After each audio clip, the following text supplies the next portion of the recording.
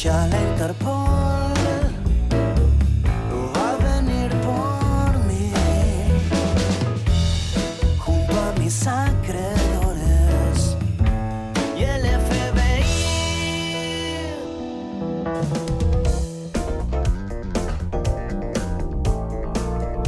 11:47 en la República Argentina. Estamos con un programa súper cargado. Ya pasó Jorge Bernardes hablando un poco de Jim Carrey. Tuvimos una apertura hermosa, un juego sensacional. Y llega el momento de informarnos con nuestro amigo Seba Davidovsky. Seba, ¿estás ahí? ¿Qué hace, Marto? ¿Qué hace, Miguel? ¿Todo bien? Hola, Paponeo. ¿Cómo va eso? Bien, bueno, vaya. bien, acá, estamos hacia las corridas, en una semana intensa, como suele ser en la Argentina.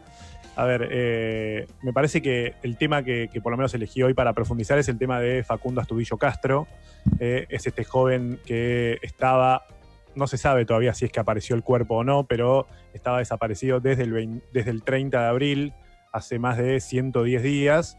Y el sábado a la medianoche se produjo un hallazgo en la zona del partido de Vilariño, ahí cerquita de Bahía Blanca, donde lo venían buscando incluso fuerzas federales, ya no fuerzas provinciales, para saber qué es lo que había pasado con Facundo Astudillo Castro, quien había partido de Pedro Luro a la búsqueda de su exnovia, algo así como un intento de recomponer la relación, o por lo menos hacia ahí se dirigía, y en el medio fue parado por al menos 2 retenes policiales en ese camino, en contexto de cuarentena, recordemos, y lo que no se supo más es nada sobre su paradero, ¿no? Entonces empezaron las especulaciones, en el medio, como les decía, fueron removidas las fuerzas provinciales de la investigación de la causa, tanto la justicia como la policía. Y el sábado, que esto es lo más relevante, lo más importante de esta causa, es que apareció en el partido de Vilariño, cerca de Bahía Blanca, ahí entre Mayor Buratovich, entre Teniente Origone, en ese camino de la Ruta 3, aparece un cuerpo flotando, semienterrado, sin alguna de sus partes. Y la investigación, los investigadores, incluso la propia madre de Facundo Astudillo Castro, Cristina Castro, cree que se podría llegar a tratar del cuerpo de su hijo desaparecido desde el 30 de abril. ¿Cuándo sabremos si efectivamente se trata de Facundo Astudillo Castro? Bueno, lo vamos a saber. Hay una posibilidad de que se sepa quizás la semana que viene, o dependiendo de lo que haga el equipo de antropología forense o de los procesos que tiene que respetar el equipo de antropología forense, por ahí se tarda hasta 30 días en determinar si ese cuerpo, que repito, estaba despedazado, no tenía todas sus partes, era un cuerpo semienterrado y con apariencia de haber estado varios días allí, bueno, va a tardar podría llegar a tardar al menos 30 días. Pero detrás de la causa, decime, Matón. No, tanto. Bueno, es que son los procesos, digamos, por eso dicen, ¿no? Como depende, hay cuestiones técnicas que para determinar una posibilidad es que se pueda conocer la semana que viene en base al registro de pruebas que tiene el equipo de antropología forense, y si no, hay otro proceso que es un poco más largo que puede tardar entre 30 a 60 días.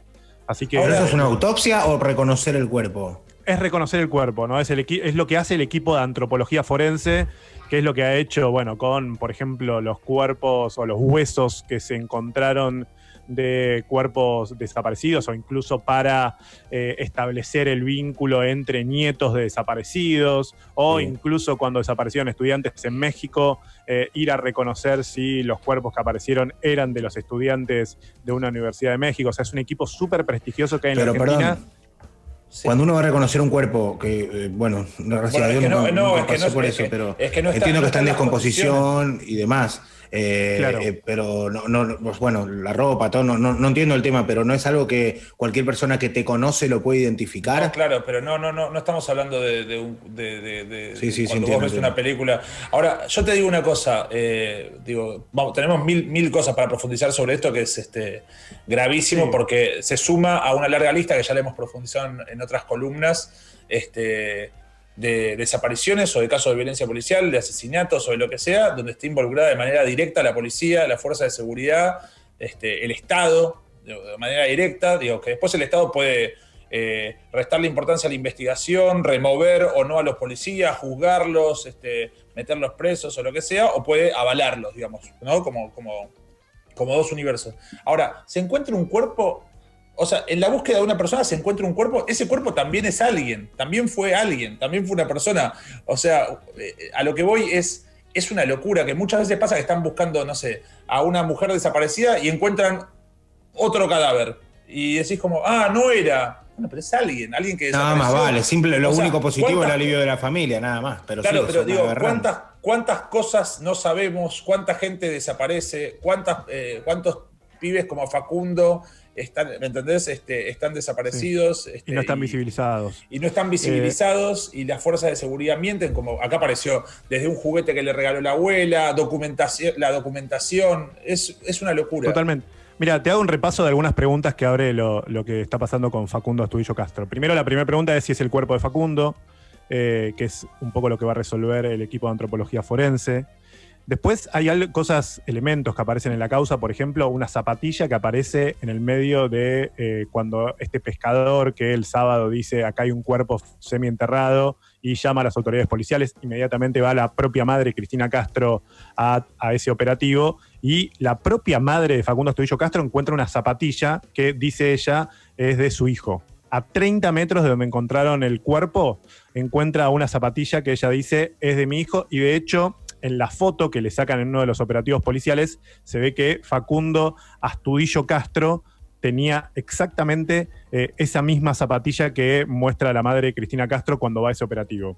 Esa es la primera pregunta. Después, ¿qué pasa hay una marca de una camioneta en la zona aledaña al lugar, en que el pescador que encuentra el cuerpo dice, estas marcas de esta camioneta no son mías, por lo cual una de las rutas de la investigación es también determinar hace cuánto tiempo fueron esas marcas de esa camioneta que está en la zona aledaña donde encontraron el cuerpo y de quién se podría tratar y si podría ser un vehículo incluso de la bonaerense. Después, otras preguntas. ¿Por qué se halló una sandía de madera, que es ese amuleto de la suerte que llevaba Facundo Castro con él, que era un regalo que le había hecho la abuela, en uno de los despachos de la comisaría de Teniente Origone, ¿no? Si habían dicho que cuando lo pararon lo dejaron ir y no lo detuvieron, ¿por qué aparece una sandía de madera, uno de los amuletos de la suerte de Facundo Astudillo Castro, justamente en una de las dependencias de la policía bonaerense que decía haberlo dejado ir? ¿Por qué aparecen WhatsApps borrados de algunos de los oficiales que participaron de los operativos? Hay otra oficial que directamente borró la aplicación, borró WhatsApp de su teléfono, y entre algunos de los diálogos que pudieron encontrar, que no fueron borrados, uno le decía al otro, nadie va a saber que fuimos nosotros, de última habíamos hecho nuestro trabajo y cumplíamos las órdenes de nuestro jefe. Ese fue uno de los mensajes que se pudieron recuperar de los oficiales. Bueno, ¿y estos oficiales están presos? ¿Están demorados? ¿Están retenidos? Es otra de las preguntas que tiene la causa. ¿Por qué el fiscal ni siquiera imputó a ninguno de los oficiales? No hay ningún oficial imputado de la policía bonaerense en esta causa. O sea, no hay ninguno que esté bajo investigación, si bien no se descarta ninguna de las dos causas, porque, hay dos hipótesis grandes que manejan hoy los investigadores. Por un lado, es justamente la desaparición forzada, que haya sido fuerzas de la bonaerense quienes, no se sabe por qué, terminaron con la vida de Facundo Astudillo Castro, todo dependiendo, por supuesto, de que el cuerpo pertenezca a este joven de 22 años. Y la otra hipótesis es que por el tipo de terreno, que haya él caminado por esa zona y se haya ahogado o haya sufrido algún tipo de accidente, etcétera, que son las dos hipótesis que maneja hoy la Fiscalía. La más fuerte, por lo menos del lado de la querella, que es por otro lado lo que me interesa visibilizar en este caso, es justamente que se trata de una desaparición forzada y que acá estarían involucradas fuerzas policiales. Después hay otras preguntas. ¿Qué pasó, por ejemplo, con Marcelo González? Marcelo González es el hermano de Dayana González. Dayana González es la exnovia de Facundo Astudillo Castro. ¿Qué cuenta Marcelo González? Hoy dio una entrevista en radio, ayer dio una entrevista con Página 12, cuenta que lo apretaron en el medio de la investigación, esto fue en junio, cuenta que lo llevaron preso, que, lo presionaron para que dijera dónde estaba el cuerpo de Facundo, que fue maltratado en la comisaría para presionarlo para que él dijera dónde se había metido Facundo Astudillo Castro y que lo habían demorado durante 3 horas para... también presionarlo, no quisiera decir la palabra extorsionarlo, pero sí para, tratar de presionarlo para que él supuestamente dijera dónde estaba Facundo Astudillo Castro. Y cuenta también que a la hermana, a Dayana González, quien no salió a hablar todavía, pero cuenta que le allanaron la casa de forma ilegal. Bueno, hay una serie de irregularidades de la policía bonaerense del partido de Vilariño que realmente dejan mucho que desear, más allá de lo que haya pasado con Facundo Astudillo Castro, ¿no? Lo cual demuestra cosas más profundas que tienen que ver con la policía, más allá de lo que suceda con este caso. Ahora vos fíjate esto, digamos. Nosotros, digo, ninguno es boludo, digamos. Cualquiera que sufra un hecho de inseguridad, cualquiera de nosotros, la fuerza que tenés para recurrir es la policía, digamos, ¿no? En un país donde hay inseguridad, donde es una preocupación de muchos la inseguridad, porque ves casos, ves un montón de cosas, la fuerza que tenés que recurrir es la policía. Cuando ves que la policía, además, está atravesada por estos niveles de violencia, de corrupción, de involucramiento en el delito de manera concreta, digamos, te genera una sensación de impotencia y de fragilidad transversal a todos los gobiernos, evidentemente. Sí, totalmente. Bueno, en lugar donde toques hay pus, ¿me entendés? Tuvimos una sensación de miedo, ¿viste? Bueno, porque la sensación de miedo va más allá de cuál es el accionar que haya tenido la policía bonaerense en el caso particular de Facundo Astudillo Castro. Digo, más allá de lo que diga la investigación, porque después vos empezás a ver todas las cosas colaterales. No sé, la detención ilegal, el allanamiento ilegal a la expareja de Facundo Astudillo Castro. ¿Qué pasó en esos retenes policiales donde primero dicen no tenían documento y después aparece en el chat de los oficiales aparece una foto de un DNI? Después el chat que más allá de lo que haya pasado con Facundo Astudillo Castro, que yo tengo serias dudas del accionar de la policía bonaerense, pero suponete que no tengas dudas, digo, ¿por qué aparecen mensajes como nadie va a saber que fuimos nosotros? De última, actuamos porque nos pidió nuestro jefe. Bueno, hay una serie de cosas que son las que vienen denunciando Amnistía Argentina, el Centro de Estudios Legales y Sociales, etcétera. Esto no, ni en pedo no se justifica de ninguna manera, pero supuestamente el hecho de que lo hayan detenido a este pibe era porque estaba saliendo por la cuarentena. Porque estaba rompiendo la cuarentena. En contexto de romper la cuarentena, claro, exactamente. Eso es un poco. Y después aparecen cosas dudosas como testigos que dicen haberlo llevado hasta Bahía Blanca. No sé qué. Bueno, que lo hablamos eso ya lo dijimos la vez pasada, digamos. Por eso te digo, cambian los gobiernos. Por eso, una cosa es después cómo responden los poderes, digamos, cuál es el discurso de los ministerios de seguridad, el Estado, frente a estas cosas. Vos podés avalar el procedimiento de la policía y de la fuerza de seguridad, como pasó en otras veces. De hecho, me pasó que con el tema Facundo, Sergio Maldonado, al quien no conozco, compartió esto, ¿no? Como con una especie de coherencia hacia el reclamo al Estado por el accionar de la fuerza de seguridad. Él perdió un hermano en una interrupción de gendarmería, qué sé yo, y acá toma lo mismo. Y también ves como diferentes posturas, gente que le chupaba un huevo lo de Maldonado, tipo que ahora levanta la bandera de Facundo, viceversa. Digo, es muy complejo. Mira, mientras hablábamos, Seba, y me permito decirlo porque es un escuchante del programa, me dice, tengo un amigo, tipo un muy amigo que desapareció hace un año, en febrero se cumplió un año, y nunca hubo ninguna novedad. Es un policía, hay una nota de página 12, por ahí la conoces, es Arshak Karjanian, una nota de Irina Hauser en página 12, es a un año del enigma por la desaparición de Arshak Karjanian. Los peritos devolvieron el celular del joven oficial, que era un policía, vacío y sin ninguna información sobre el contenido, y también lo están evaluando catalogarlo como desaparición forzada. Hay toda una nota, yo la verdad que ni conocí el caso, por eso te digo, detrás de todo esto siempre hay más casos. O sea, vos hablas de uno y hay más. Totalmente. De hecho, hay, al menos, más allá de desapariciones, también hay, asesinatos en contexto de, empoderamiento de muchas fuerzas policiales, lo cual me parece que es un poco lo que está de fondo de todo esto, por el contexto de la cuarentena. Pero el caso de Facundo, sí, es milagroso muchas veces cómo se visibilizan algunos casos, ¿no? En este caso, de una familia con muy bajos recursos. Lo mismo la familia, lo que cuenta Marcelo, que es el ex cuñado de Facundo Astudillo Castro, cuenta, tenemos muy pocos recursos, se la agarran con nosotros porque somos pobres, porque no vamos a tener visibilidad. Y realmente plantea algo también, ¿no? Sin duda plantea también el rol del Estado acá, ¿no? El rol de las fuerzas de seguridad bonaerenses, el rol de Sergio Berni, el ministro de Seguridad, el rol de Axel Kicillof como gobernador. Entonces, plantea sin duda algo que atraviesa a todos los gobiernos, como decías vos bien, Martín, que tiene que ver con cuál es el rol, o cuál debería ser el rol, cuáles deberían ser los protocolos de las fuerzas de seguridad, cuál deberían ser las indicaciones también.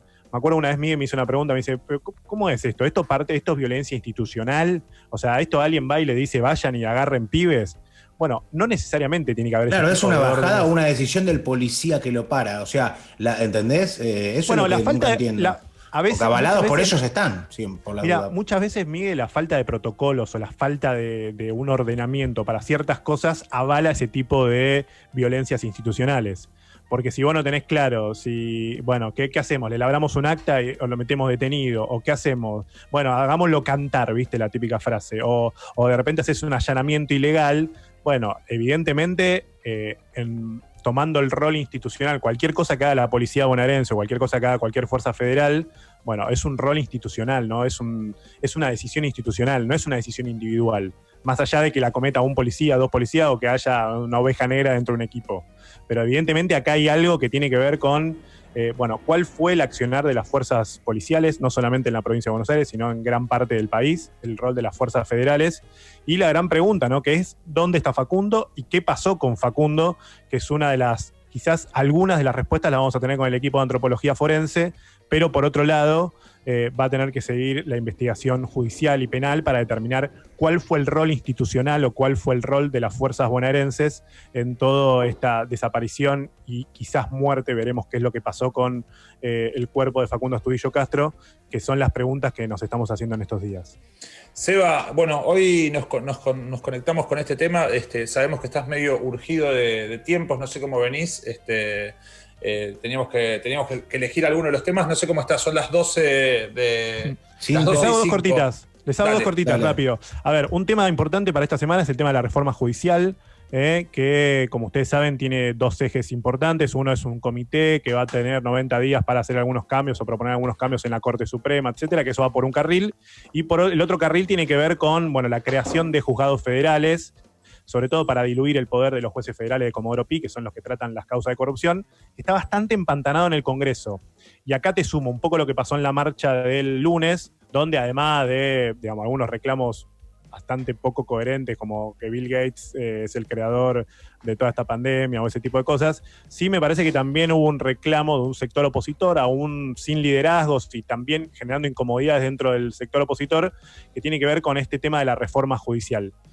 Reforma judicial hoy está trabada en el Congreso, en la Cámara, sobre todo se está tratando primero en el Senado, es probable que se apruebe en el Senado, hoy va a salir el dictamen de ese proyecto de reforma judicial y después habrá que ver qué es lo que pasa en diputados, donde tenés algunos sectores que, digamos, van en el medio, como el sector del lavanismo que responde a Roberto Lavagna, que ya está diciendo nosotros no vamos a apoyar la reforma judicial. Así que a mirar muy de reojo lo que pasa ahí, porque me parece que en términos políticos ahí está el debate más fuerte de lo que está pasando hoy. Algunos diciendo, este no es el momento para debatir la reforma judicial, otros que se atreven a saltar esa barrera y dicen, ojo, porque la reforma judicial tiene algunos problemas. Estamos nombrando un montón de jueces cuando en realidad le estamos queriendo dar poder a los fiscales para que investiguen en las causas que se van a investigar a nivel federal. Entonces, bueno, ahí está un poquito empantanado, eso es un breve resumen, si quieren la semana que viene lo vemos un poquito más en profundidad. Y me parece que lo segundo es el tema del aumento de las naftas, que salió a partir de hoy. En la ciudad YPF, que es la que siempre pica en punta y después el resto agarran ese tipo de aumentos, es que aumentó 6%, más o menos 4,5% en todo el país, pero bueno, es la primera decisión de desfrizar algunas tarifas que toma el gobierno desde que asumió. En este contexto, digamos, pandémico, donde, bueno, también hay que cuidar el bolsillo, etcétera. Bueno, es la primera decisión fuerte que le costó mucho al gobierno, sobre todo por las internas que había, pero es la primera decisión fuerte de desfrizamiento o descongelamiento de tarifas que toma el gobierno en este contexto, que es el aumento de las naftas a partir de hoy. O sea, hoy ya vas a ir a cargar nafta y vas a tener la super, que antes estaba 53 y pico, ahora está más o menos 56,68 en YPF. Después hay que ver qué pasa con Shell, Action, etcétera. Bien, perfecto. Presupuesto, Tincho. Y sí, yo que voy caminando a todos lados, me importa poco y nada, pero el mundo se mueve por esto, porque el aumento de nafta siempre tiene que haber aumento también en los transportes, en los alimentos, en todas las cosas. No, ¿cierto? bueno, claro. Ese es el tema principal de la nafta, ¿no? Que es un aumento que te impacta después en muchas cuestiones de la economía, como bien vos lo decís, sobre todo en la logística en la Argentina, que es muy, digamos, gran parte de los costos de los productos se pueden expresar por los costos logísticos. Bueno, ahí te va a impactar también el precio de las naftas. Sebastián, muchas gracias por la columna. Gracias, @Vinduski, si lo quieren seguir. En su Instagram comparte más que nada sus dotes culinarios. No hay tanta información, hay más bien manjares, cosas que cocina en sus ratos libres. Se anota en Masterchef famosos, arranca junto con Fedeval y gran parte de la farándula argentina, así que felicitaciones. Gracias. Bueno, no lo quería decir, pero gracias. Gracias, bebé. Gracias. Ya, tandita, pequeña tanda y ya llega Santa Olalla. Qué linda charla vamos a tener. En el día de su cumpleaños. Oh, hermoso. 43 cumple. Ya venimos.